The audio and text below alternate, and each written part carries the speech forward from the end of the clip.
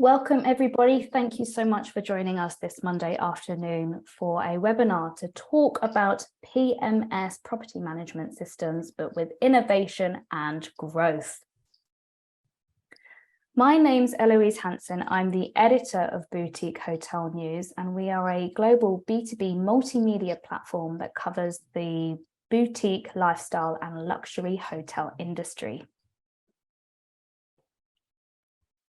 We have two sponsors of our webinar series, the first of which is Like Magic, an operations and guest experience platform, and we're going to play a short video to introduce the company.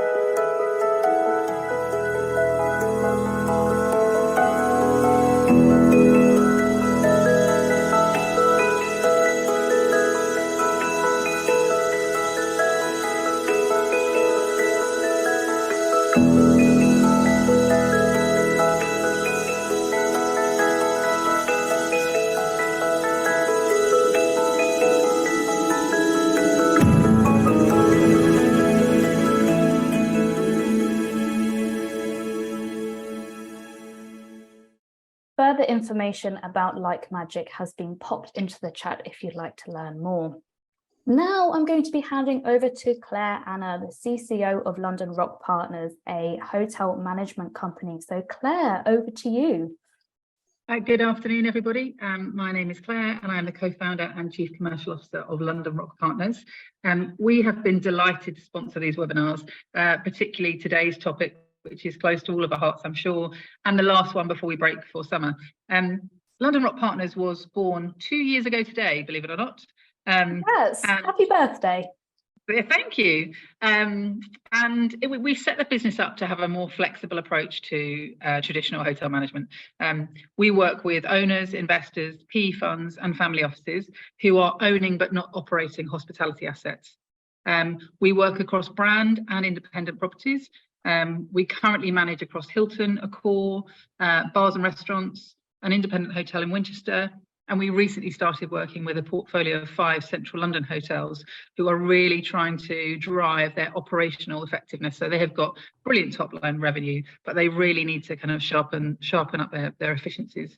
And we pride ourselves on being really flexible and not having hugely complicated contracts. I'm keen to talk to anybody who is finding themselves at the moment with an asset that is either slightly troublesome or causing them some pain. That tends to be our area of expertise. My details, I'm very aware, are in the chat box, and I look forward to catching up with you all. Thanks, Eloise. Thanks so much, Claire. And now we have met our two sponsors for this webinar. And as Claire mentioned, all details are in the chat if you would like to learn more. Now it's time to meet our panelists, and I'm going to move from left to right as per the slide and allow each to introduce themselves, which means I'm coming first to Uli. Over to you, my friend. Thank you very much. Good day, everybody. I'm Ulrich Pillau. I'm one of the co-founders of a hotel tech company called Apaleo here in Munich, Germany. I'm originally from the hotel industry, so I've been working for some of the chains, corporate level, pretty much around the world. And then I've been part of building up some of the bigger tech companies in the hospitality space, like Fidelio Software and later Ideas. So I've quite some experience in the hotel tech space.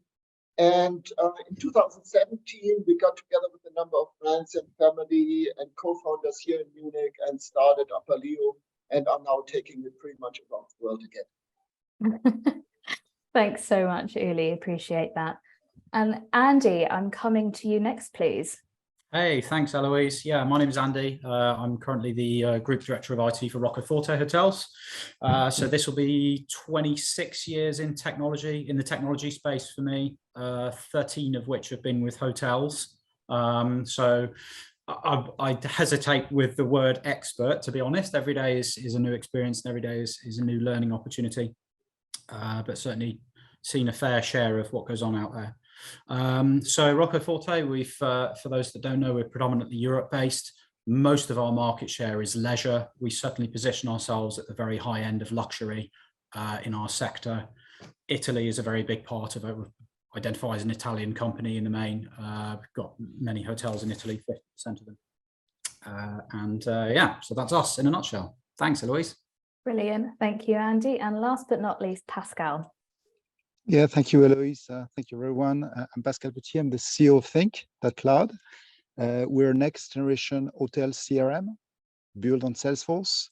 And the company itself, we're gathering over 250 years of experience in hospitality, combined with a bunch of very high-level technical expertise. Company got started 3 years ago. We are currently having about 50,000 rooms live on the solution and 500 hotels, bringing sales to the next level, direct sales especially. Brilliant. Thank you so much. And I'll again flag here that all the LinkedIn profiles of our speakers have been popped into the chat, and I actively encourage you all to connect and carry on this conversation, as we've got a whole load of stuff to run through today, and no doubt we'll probably only scratch the surface. So before we dive into the main conversation, I just want to highlight how this webinar is going to run. We'll spend around 45 minutes speaking with our panelists today, with some time at the end to take any questions from the audience. So I'm calling on everybody now that's tuning in. If you do have a question, please submit these using the Q&A function, and I will get round to those as and when. And a recording of this webinar will be sent out to everybody that has registered within 48 hours. Now, to spark your curiosity, I'm just going to highlight some context. And I want to highlight a recent feature that we published with Yanolja's Chief Strategy Officer, Jung-Yun Kim. And he talked about hospitality being forever changed. And he said, the use of technology to increase operational efficiency, adapt to change, and provide a better customer experience will move rapidly from a nice to have to a must have. Hoteliers can start small and test what works for them, but whatever it is, there's never been a better or easier time to start. And to roll with the topic of adapting to change, the other headlines on this slide illustrate how technology providers are growing to keep pace with demand. So Think recently raised $30 million in Series A funding. Muse has acquired a Canadian PMS, Apaleo. And what I want to dwell on is Jetstream's integration with Amadeus. This integration allows hoteliers to market their properties across short-term rental sites. And no doubt we're going to be talking about broader portfolios later on in the conversation. On the next slide, I have some headlines from other media sources, and Starfleet Research has published its latest report on the hotel PMS, which found that 82% of small and medium-sized hotels and 92% of large full-service hotels reported a significant or dramatic increase in revenue following a PMS upgrade within the last 3 years. And when asked what the top benefits were from choosing the right PMS, 97% voted that it's to improve the guest experience and guest satisfaction. The other headlines on this slide provide insight into how hotels are responding to that change, such as the transition to a cloud-based property management system or opting for open API integrations. For example, citizenM has just partnered with Apaleo. What I will just highlight before we get started, that another report by H2C published earlier this year in February reveals that cost and integration considerations now rank more highly in the decision-making process at 69%. So all of this is to get everybody thinking about PMS innovation and growth. So let's kick off, and I am coming to Andy first. Andy, when we first had a chat, we talked about Rocco Forte's journey that you guys have been on with upgrading its PMS. So can you just provide us an overview of what that journey looked like? Oh yeah, with pleasure, Eloise. Thanks. So I suppose that conversation starts for me with, what problem is it we're trying to solve? It's no secret that whichever way you approach it, changing a PMS is potentially expensive, traumatic, lots of change management to deal with. Timing is often an issue, etc. So, okay, well, what problem are we trying to solve here? And it seems to us, that we had an inconsistent technology experience across the brand, inconsistent supply chain, different levels of efficiency at different hotels.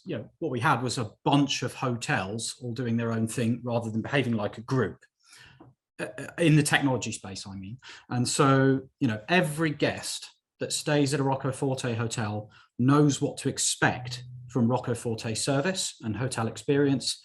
That should be supported by a consistent technology experience, both for guests and also for staff.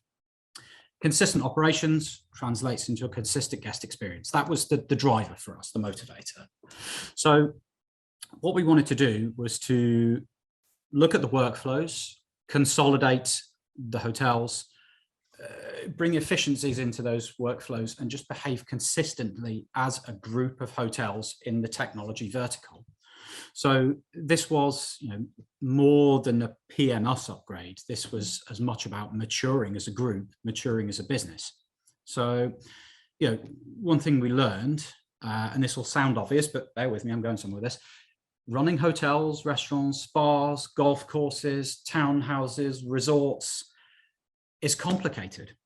So now everybody watching this is probably saying, well, yeah, we know that. So what I mean is that every business unit, every department comes with a lot of detail and operational complexity and complicated workflows, many of which can't easily be simplified. Some can.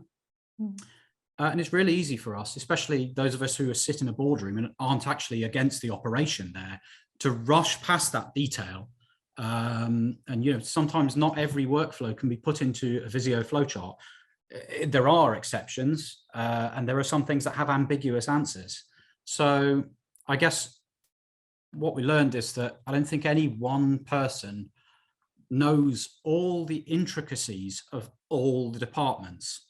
So once again, at the risk of sounding slightly obvious, dealing with a PMS, in my opinion, should be taken away from being a technology or IT project. It's really not. Success needs sponsorship, and it needs senior stakeholders from every corner of the business.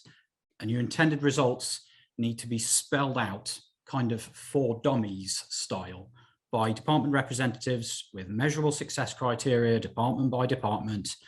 And a take home for me is, look, don't rush over the detail, and don't accept that, idealistically speaking, whilst we'd all like operations to be simpler, actually running businesses like ours internationally with those sorts of audiences is complicated, and does, in order to continue to do what we do, it does need some ambiguity here and there. You do need some operational, call it inefficiency if you like, in order to be able to execute it all in some cases. Sometimes there isn't an easy way. So you just have to cover that in your workflows.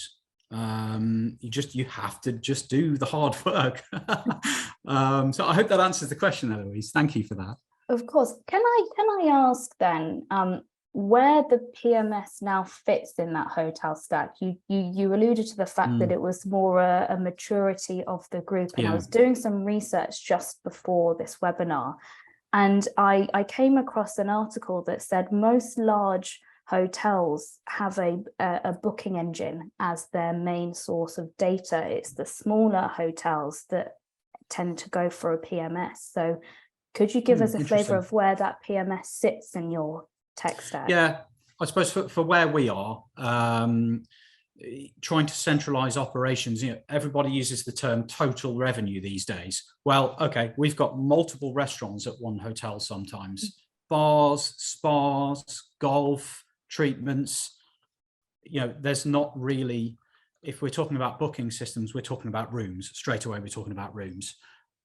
For us, a key part of this project was, if it doesn't interface, then it's out. You know, we need interfacing, quality interfacing as well, I might add. Some products will claim to interface, but only provide really summary information, whereas we need the granular data. What we do with it later, well, that's a matter for KPIs and operational reporting when we come to that. But the point is, if you're going to do something so major as to change your PMS, then really then's the time to be looking at exactly the question that you've just asked. This could very well be, with that total revenue mindset, the one source of truth that we're going to use operationally internationally. And if that is going to be the case, then you need a consistent data set. And for that, you've got to interface. Thank you. Thanks, Andy. Thank Uli, you.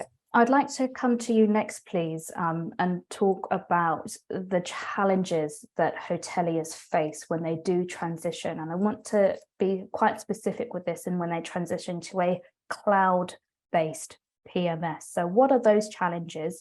And perhaps more importantly, what are the steps that hoteliers can take to maybe prevent friction? I know Andy just mentioned that sometimes you've just got to go through it.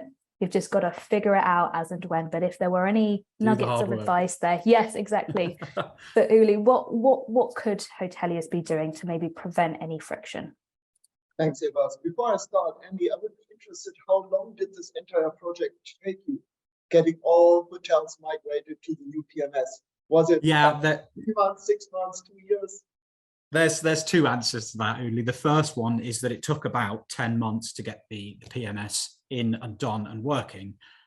There were contributors and senior stakeholders from literally every department everywhere to get it really, really over the line and away from just surviving to performing. Probably took another year. Understand.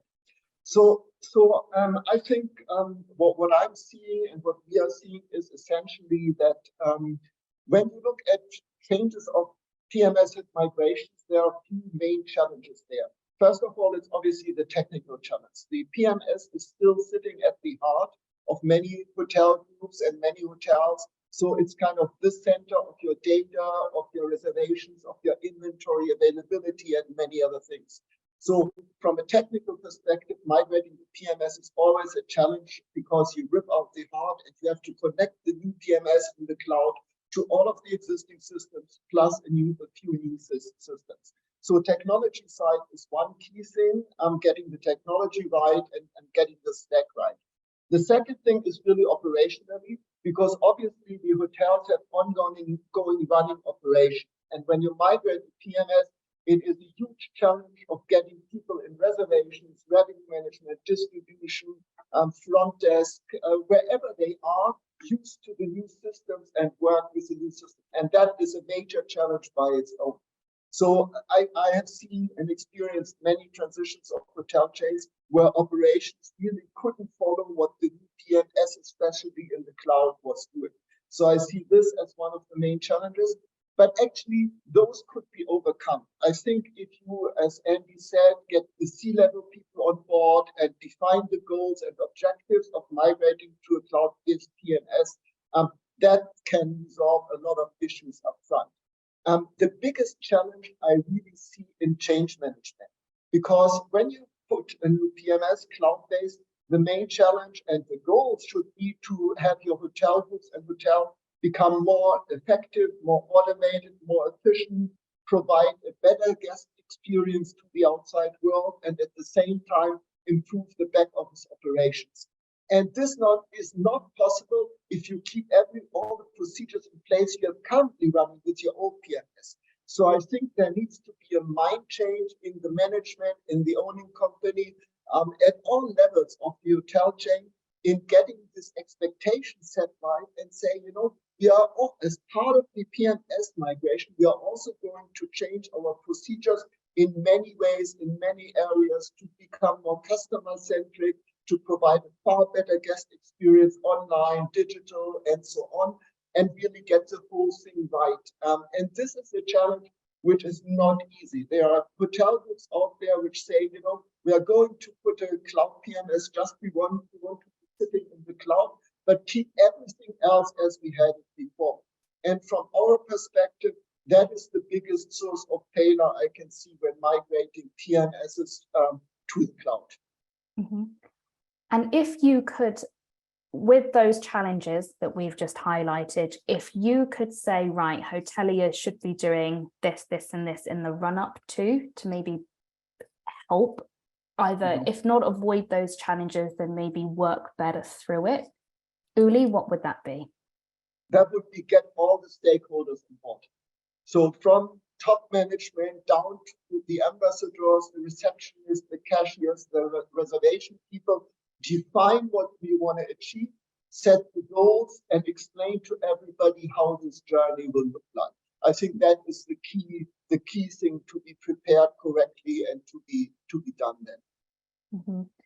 That certainly builds very nicely on what Andy was saying earlier, that updating a PMS is not a technology project. It should be human-centric and actually about the people and the departments that you are looking to so support. Maybe to add on with a practical example to finish that question from my end, as you mentioned before, we will be migrating all citizens worldwide to the Apaleo platform, and there was a big Zoom meeting 2 days last week in Amsterdam, and there were 270 people from Citizen M, tech companies, and Apaleo involved in that big Zoom planning.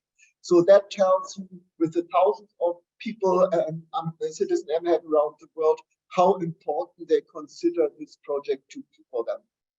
Mm-hmm. Thanks, Uli. Before I move on to Pascal, Uli, your audio is dipping in and out ever so slightly. So whilst I move on to Pascal and we have a conversation, if you happen to have any headphones that you're able to plug in, that would be great. Thank you so much. So Pascal, let's bring you into the conversation here.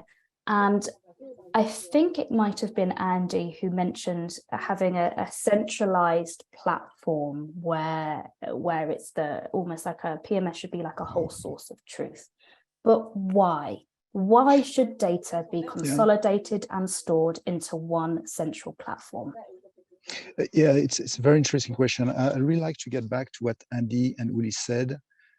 Andy, you talked about consistency, you talked about workflow, you talked about source of data.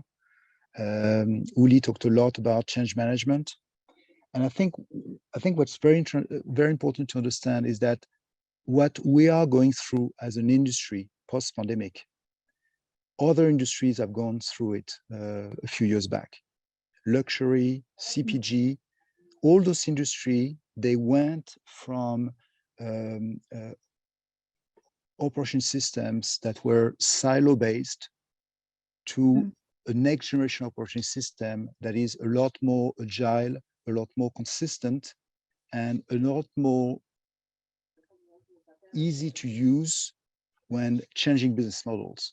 Mm-hmm. And I think that's what we're going through as an industry nowadays. And we're going through it because, and I think it's Andy who mentioned it earlier, we're looking at our industries as going beyond the room-only business. We're looking at our industry shifting from a stay-centric, property-centric processes to a customer-centric one.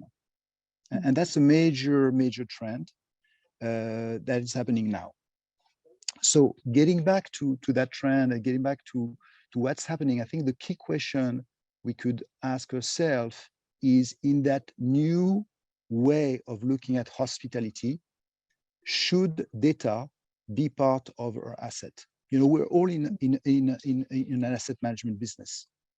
You know, we're looking at a building as assets, we're looking at a room set of asset. Should data be part of our assets? We believe as a company that as we all live in a digital first world, data should be part of our asset. Once we said that, the next question would be, then what is required for data to be part of an asset?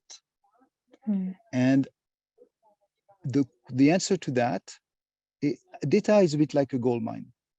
You can own you can own a gold mine, but a gold mine is of no value if you cannot dig it, if you cannot extract gold from it, if you cannot clean the gold, and if you cannot manufacture the gold. Data is the same. So we believe that data will be our asset if data is centralized, clean, and actionable. Mm-hmm. On that actionable side, or on that point, how can hoteliers actually leverage that data to, as I mentioned earlier, enhance that guest experience and drive that commercial success? How? Talk to us, Pascal. I think we're getting back to what Andy said about consistency, to what Uli mentioned about back of the house, back office processes, and to what we could summarize as agility. What I mean by that is that the first way to look at the data, and that's the way that most industry used to look at the data up till a few years ago, was, yeah, I got data, I want to fire emails to my customer based on the data, period. Is it useful? Yeah, I don't know, you know. If, you know, in terms of building a unique memory, in terms of building a personalized experience, is it useful to fire emails at your guest? Not convinced, but you know, it's a first level approach.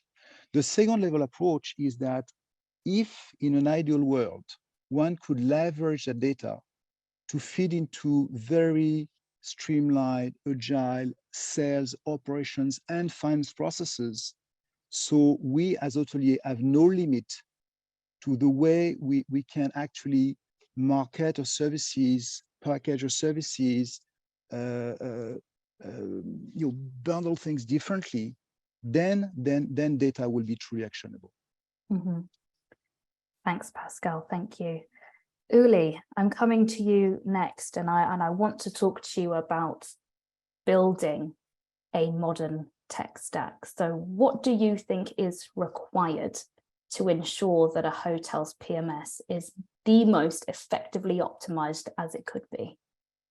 Yeah, I think from my perspective, it actually adds on nicely to what Andy and Pascal said before. For me, there are two key issues with the current tech stack of hotels. And actually, this is regardless whether it is on-prem hosted or cloud PMS. So most of the hotel groups worldwide are still living in a world of PMS-centric environments. And PMS-centric environments mean that everything needs to connect to the PMS and to the PMS tech stack. And this concerns two main challenges, I think. One main challenge is the interfaces and integrations. When trying to interface with current PMS world, whoever that is, it is really very hard. It's even almost impossible with on-premise or hosted PMSs. With cloud PMSs and a few open APIs, it gets better, but still the PMSs are very centric. So for me, one of the main selection criteria for hotel chains trying to move would be the openness of data. So when I say this, I really would kind of motivate everybody to say, all data which is sitting in the PMS has to be available via API, 100%. And if that's not the case, you're already limited to what you can get out and what you could send back into the PMS. So for me, API platforms and the openness of APIs is certainly the key selection criteria number one. The second criteria is really how PMSs integrate with third-party products. Because in a PMS-centric environment, you typically find a lot of all-in-one PMSs. Almost everybody is today an all-in-one PMS. That means that the PMS vendors try to really position their own modules they are developing. Every PMS has whatever, a booking engine, a kiosk, a CRM, a BI tool, and they obviously try to push their own modules to make more revenues out of those modules. And at the same time, they are limiting innovative third-party apps on the market to connect to those PMSs. And this is, for me, a world and an environment of the past. So I think we need to look at a different thing, on a different way of integrating between PMSs and apps and how to make this possible. To give you an example, I think modern PMS platforms should actually allow that third-party apps integrate within the same user interface. So when you, as a reservation manager or a distribution manager or a revenue manager, you should be able to work in the user interface of your platform and at the same time have the other modules integrated within the same user interface. So you don't have to go out and switch to a CRM or switch to a BI solution or whatever other solution is around there. So for me, the two main things I see in the modern tech world is the integration of third-party apps and the openness of data. And then obviously it comes to other things, how to implement modern platforms today, because when you look at the typical migration of the PMS, you need a lot of services and assistance from the PMS companies. For me, this should also be a thing of the past. It should all be more self-service, more automated, more efficient.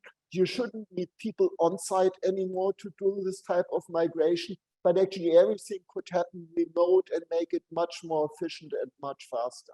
So that for me would be the key things when I look at the technical tech stack and what is really possible today compared to the old PMS-centric environments. We have a comment in one of the Q&A boxes here from Omar Shorky, and he mentions that some of his clients are afraid of the transformation to cloud-based PMSs, of the fact that cloud-based are not safe and it's better to have a legacy system. Highlights that perhaps there's an educational piece that's needing to be had here. But Uli, whilst I'm with you, what are your thoughts on that and how can we spin that into a positive? I mean, definitely the education is also part of the change management. So to explain to the people why cloud could be used today. And honestly, I think our industry is far behind all other verticals. When you look in whatever industry around in this world, cloud has been adapted as the only thing to be done. I just can't see any more hosted or on-premise systems working in most other industries. So for me, it is obviously a matter of education, but it's also a matter of proving how easy cloud systems can be implemented, can be used, and how secure they are. When I look back at most of the breaches we have seen in hospitality, data breaches and security breaches over the past 5 years, pretty much 90%, over 90% were due to some local event that happened with on-premise or hosted systems. So I accept the concerns that exist from people. Definitely they are. And it needs to be proven that cloud-based systems are better in our industry. But when you look at the facts, actually, it tells a different story. Thanks, Uli. Andy, as someone with boots on the ground, working very closely with your hotels and all the different departments, where do you see the greatest potential for PMS innovation? And I'm going to tie this in with the question that's come from the floor. What's the one functionality do you have on your PMS wish list that no one has been able to offer just yet? Thank you, Eloise. I think, okay, so I just really want to respond to a couple of things that Uli said there. Because like Uli, this is why we're friends. There's a whole bunch of stuff that you said that I think is worth highlighting. The integrations point that you make, that you know, your selection criteria for your products, whatever else it is that you need to do for your hotels, choose it based on interfacing capability. 100%, completely with you on that.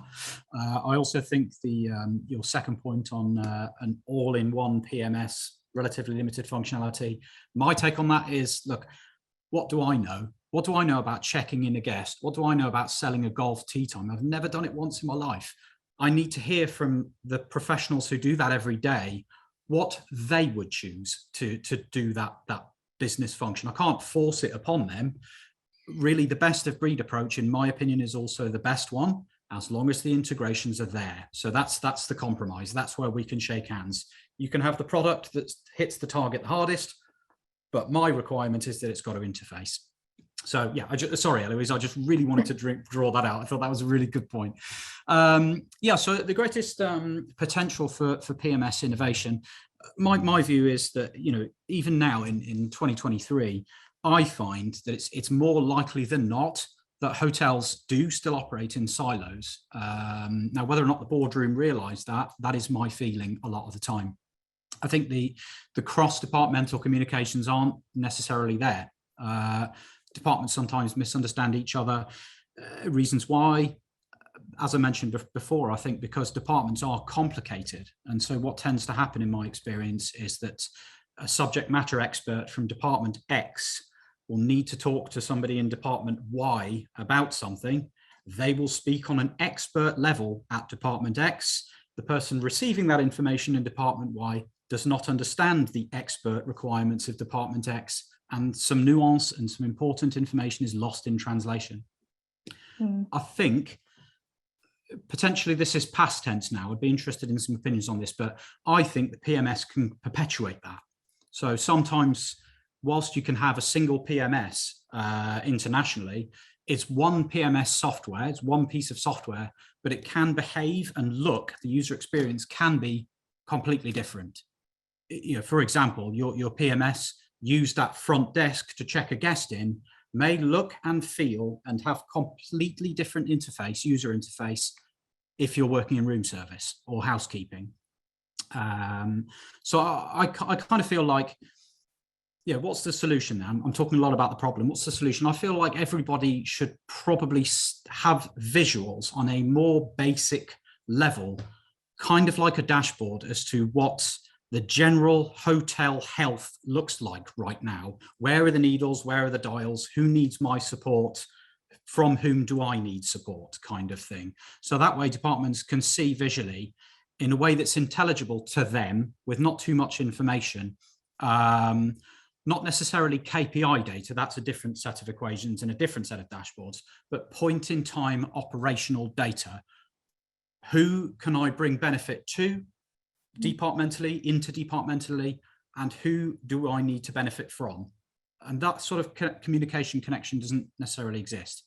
So the opportunity, I think, is within understanding and accepting that no one person at the hotel can possibly be expert in every department, nor understand every workflow. So presenting data that's relevant to all departments, from all departments to all other departments in a non-expert summary to help departments bridge the communication gaps and make decisions for themselves so that every team is moving in the same direction. Everyone's trying to move the same needles using the same approach. So I suppose, yeah, I've kind of sort of accidentally answered the question as well from the audience, or at least I think I have. That is something that in my experience, I don't think I've seen it done quite like that. Take a really complicated area, for example, revenue management is actually a really expert subject. And unless you spend a lot of time in that field, it's not reasonable to expect other people out there at the hotel to understand it on the level that you do. And suddenly there's your communication break right there. So yeah, so that's my take, Eloise. I don't know who asked the question there, but I hope that answers it in some way. Absolutely. And I hope that's also touched on one of the questions as well about where do we see the market heading in the next few years and what do we see coming to market. I suppose highlighting needs and having, these are the challenges, these are the problems, these are my needs at the moment. Yeah. How can technology providers adapt and meet those needs? Yeah.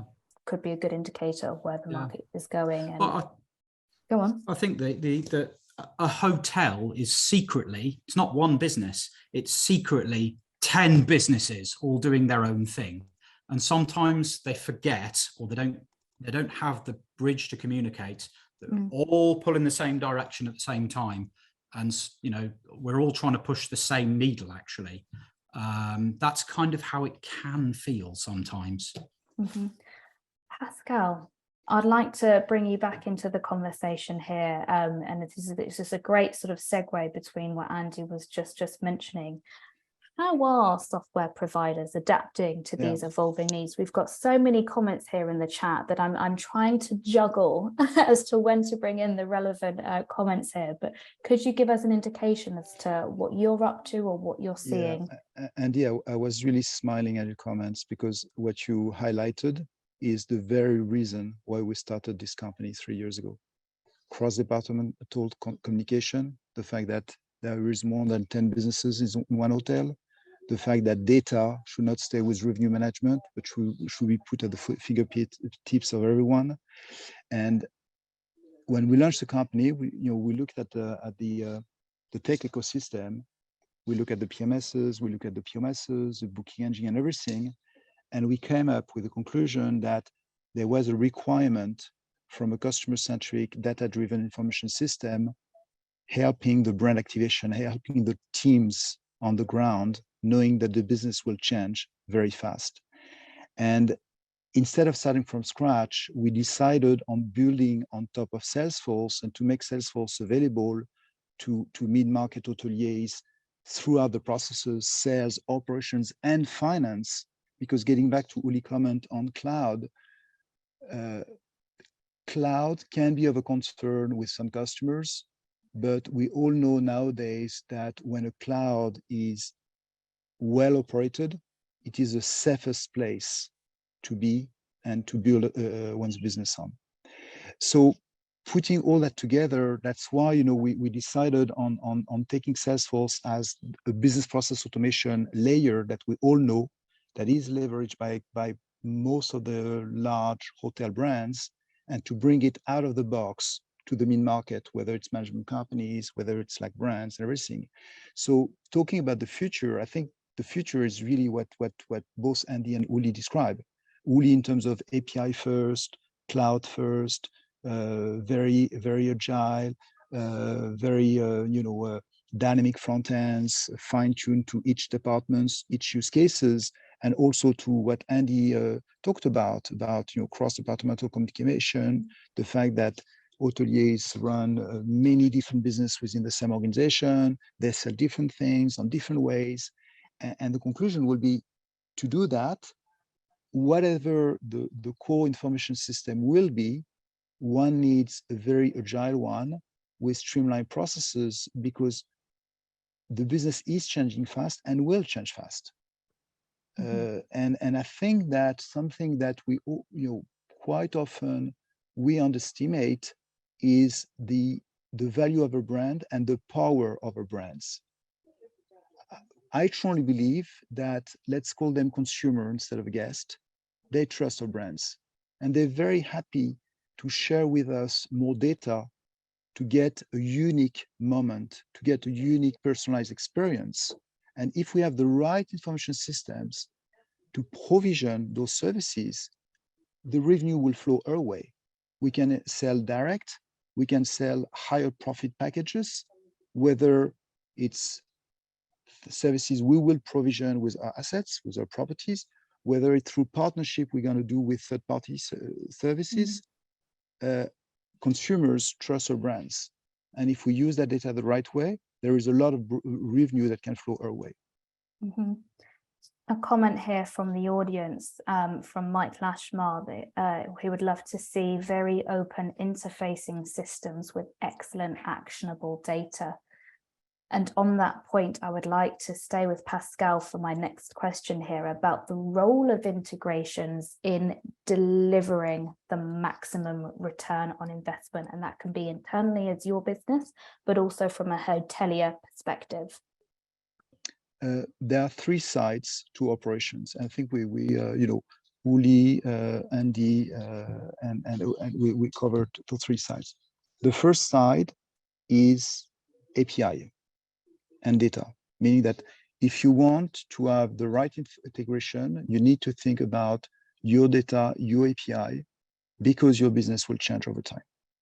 The second side, and we also cover it, is change management. Technology as such is useless. Technology will be useful because the teams will understand how technology can be leveraged.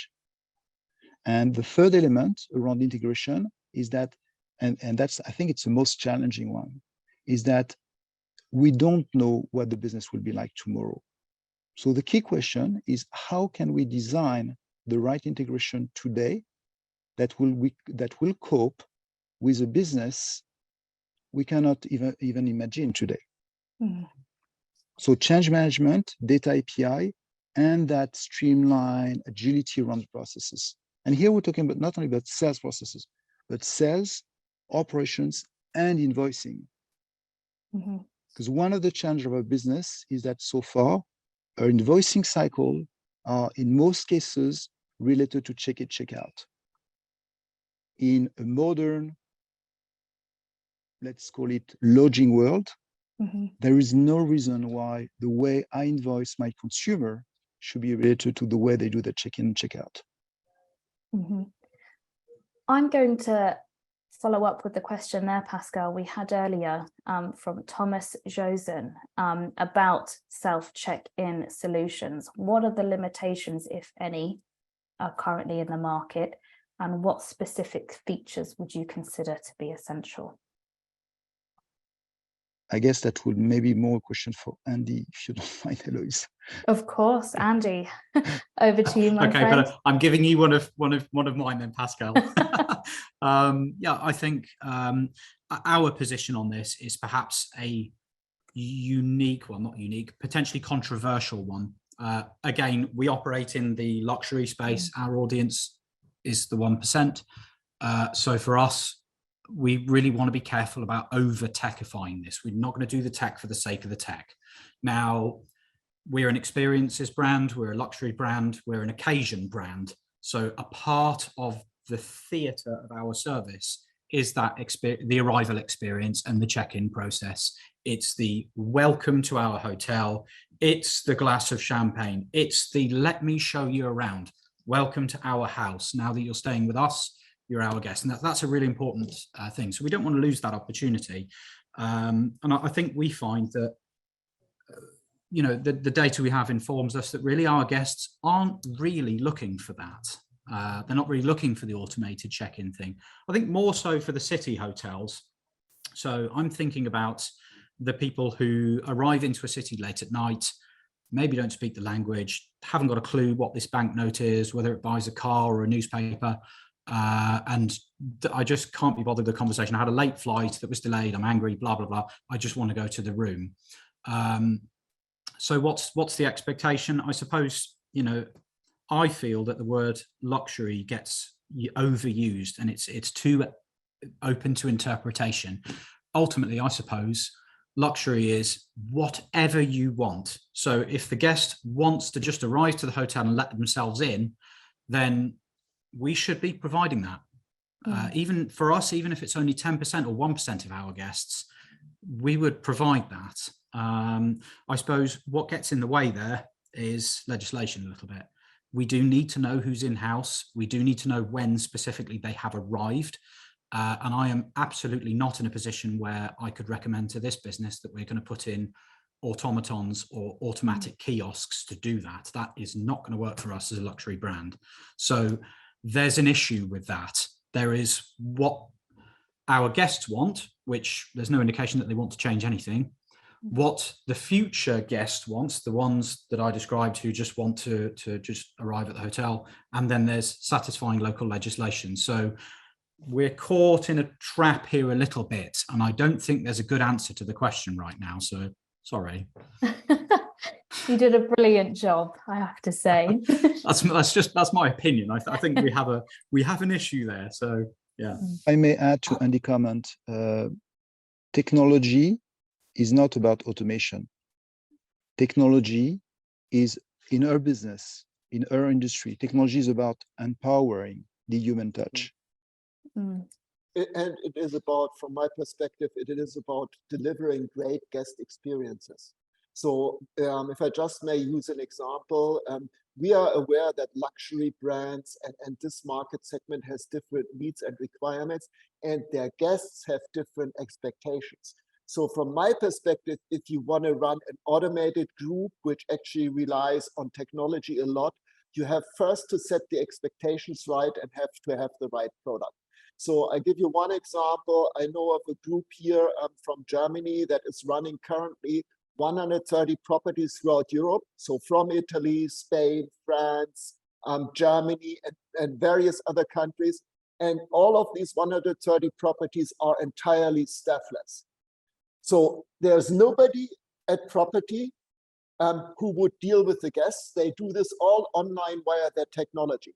And now the critical point is not that they can do this. Technology allows to be as efficient and as automated in order to cover that.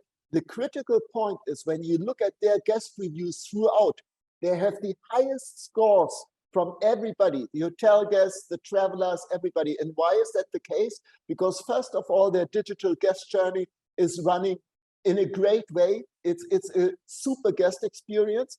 And secondly, because it's reliable. Because if you don't have people on site, you just can't afford that something goes wrong within the digital guest journey. You can't break booking, payment, check-in, room keys, or whatever. If anything goes wrong, there's nobody on site to help the guests. So for me, it's the reliability of the guest journey, and it's a great experience you can deliver through technology. And that's the kind of place where you can use kiosks to, scan your passport or your identifier to arrive. So I totally get that.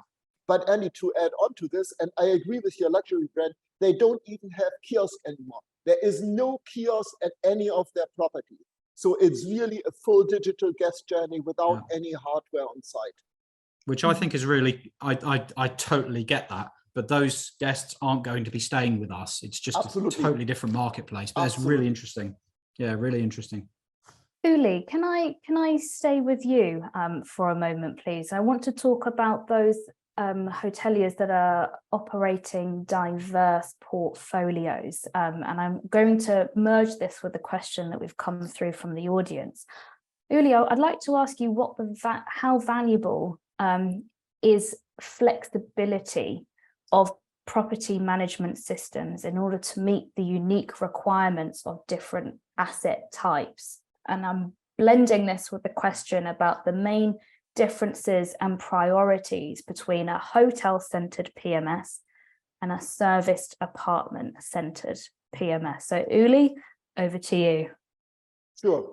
And I think this is a challenge actually we see throughout this world happening in many cases. You have owning companies that today run a variety of brands, different modules, different segments, different concepts, different types of hotels. They partially operate brands which are on the market like whatever, Holiday Inn, Hilton, IHG, Marriott, and partially their own brands. So it's a variety of different challenges you're facing there. And I can see two main things. One is a PMS platform should really be modular to accommodate these requirements. So you shouldn't have just one set of modules and systems which goes into the properties, but depending on the needs, they should be looking differently. So somebody should be able to say, for my apartment businesses, I pick those apps and those core systems and data. And for my brands, full service, I pick a different one. For my automated efficient brands, I pick again another one, another selection of tech stack. So it comes back to the agility of the PMS to be able, or the platform to be able to deliver different components, and to the free selection of the hotelier and the hotel chains to select and put their tech stack together. So this is key, and it should also be allowed, and now I want to add on to something which is pretty unique today. You should be able to develop on top of those platforms. So it's not only about selecting existing apps and modules which are innovative and could do great things for you. Actually, many hotel operators and owners are moving towards, I want to develop my own thing, whatever it is, on top of a platform. And that could, for example, be a specific booking engine that I want to run as a USP for my hotel chain, or a specific BI system, revenue system, which gives me all the information I need. And that comes to the second point, which is really critical. It's again the openness of those platforms to get data out. Because if you run a variety of different PMSs, 2, 3, or more, it is essential that you have some central place where you can gather the data, collect the data, and use the data coming from different systems. And when you look at PMS-centric environments, again, you're always limited by what the data, what the PMS can give you data and what you can retrieve out of the PMSs. So for me, the openness of data and getting it and working with it in, for example, a CRM, whatever platform, is essential to make this happen. And in most cases, this is still not the case today. Plus, you have actually to pay a lot of money to many PMS vendors to get this data out of their system. So there are still old-fashioned PMSs out there that ask the hoteliers to pay a lot of money for integrations, interfaces, data extractions whatsoever. For me, that's a thing from the past. Mm-hmm. Thanks, Uli. Maybe, Eloise, on that Please. one, if I can add, in fact, what Uli just described, those like multi-PMS environments, we got quite a few customers, management companies operating off those environments. And the reason why they use those like next generation CRMs is that our solution, for example, includes a group central reservation system within the CRM that can provision blocks and reservations throughout different types of PMS and different brands from one central location. Mm-hmm. Thank you. Thanks, Pascal. I would like to finish up with a final question to Andy. And this is about geographically broad portfolios and the fiscal, legal, regulatory considerations that you understandably must have to take when looking at building tech stacks and partnerships. And could this change with advancements in artificial intelligence? Yeah, thanks, Eloise. Well, I left a really hard one till last. Thanks for that. Yeah, look, I mean, there's not major differences in our technology stack as a result of localized legislation, but it is true that you know, throughout my career in previous employments, I've worked for companies that had hotels in the USA and also in Switzerland, and something that was a legal requirement in the USA would have been against the law if we did the same thing in Switzerland. So yeah, you do have to measure up, and actually the priority that I put on getting local experts and so on, I think it's really, really hard, but those guys just do it all day, every day. So I think really spending the money and putting the time in with local experts. Now, often that'll be somebody that's already with the business, but maybe it won't be.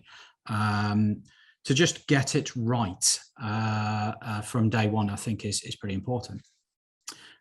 We've been really heavy on that. You know, it's an area that you can't compromise on. So although it can be expensive, it's a necessary area. So it is worth spending the time and investment on that one. So as for AI and can that make it easier? As I mentioned at the start of the call, 50% of our hotels are in Italy, where ChatGPT is completely illegal. So there's that. That does make me wonder if other government ham-fisted legislations worldwide are likely to continue to stifle development in that space. We'll see.